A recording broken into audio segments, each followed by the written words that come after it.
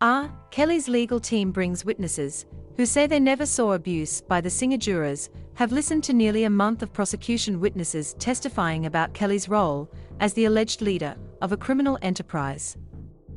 The witnesses ranged from women who accused Kelly of sexual abuse, physical abuse, and even being kept in rooms where they had to ask for permission to leave or use the restroom, to former employees of Kelly who were tasked with helping women and girls travel to the singer's various tour locations.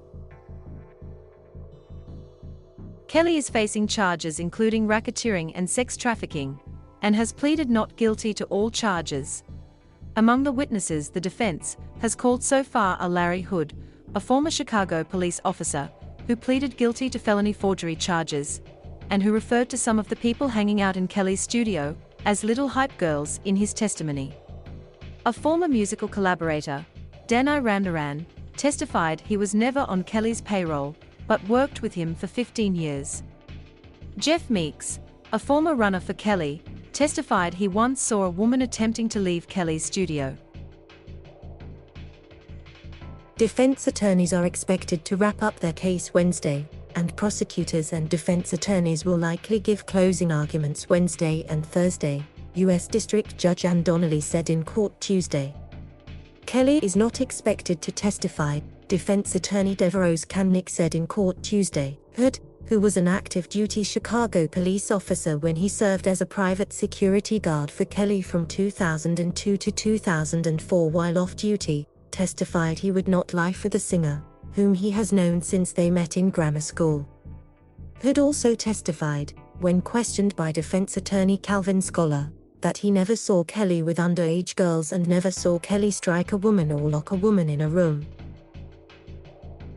As a police officer, I would have had to take action against that, Hood testified. When questioned by federal prosecutor Nadia Shahata about seeing the late singer Ali around Kelly's studio, Hood called her friends who accompanied her to Kelly's studio some little hype girls but said he did not check IDs at Kelly's studio.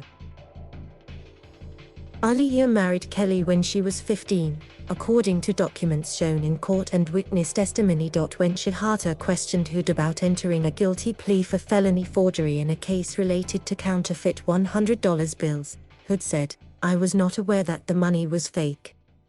"So you weren't telling the truth when you were in court under oath?" Shahata asked him. "Yes," Hood replied. Ramnaran, who testified on Monday that he was not on Kelly's payroll but worked on music with Kelly on a daily basis for 15 years, said he never saw Kelly strike a woman, verbally abuse a woman or deny a woman food during his time with the singer. He said women who spent time with Kelly could leave to get something to eat or go to the bathroom just like the rest of us. "I just never really paid attention to them," Ramnaran testified, of seeing Kelly's female guests during his time in the recording studio. Jeff Meeks testified Tuesday that he worked with Kelly off and on starting in 2002, and continued to work with him on projects until Kelly's arrest in 2019. Like other defense witnesses, Meeks quickly testified on direct examination that he did not see underage girls at Kelly's recording studio during the time he worked there, that he didn't see women locked in rooms and didn't see rooms with locks on the outside of doors at the studio. Federal prosecutor Maria Cruz Melendez questioned Meeks about statements he made that he once saw a girl attempting to leave Kelly's studio and that he asked a co-worker, "What do we do?" Meeks testified he remembered the incident and that after the co-worker determined they should let the person leave, he was relieved. "It's fair to say you don't want to see the defendant convicted, right?" Melendez asked. "That's fair," Meeks replied. A former accountant for Kelly, John Holder, also took the stand Tuesday and testified he worked for Kelly in the 18 months before the singer's arrest on federal charges in 2019. Holder testified he discussed Kelly's finances starting in 2018, where the finances stood and the direction we need to go in to build his wealth. "Mr. Kelly decided who got paid and I gave him the checks," Holder testified. He told the court he would sometimes meet with Kelly multiple times a day for as many as 12 hours a day at his Chicago studio, and testified that he never saw Kelly abuse his girlfriends.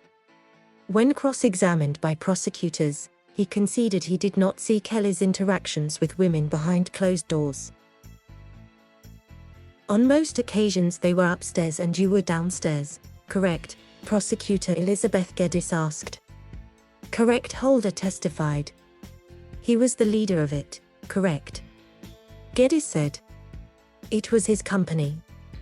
Yes, Holder testified. At the heart of prosecutors' case is their allegation that Kelly was the head of a criminal enterprise whose purpose was to promote R. Kelly's music and the R. Kelly brand and to recruit women and girls to engage in illegal sexual activity with Kelly.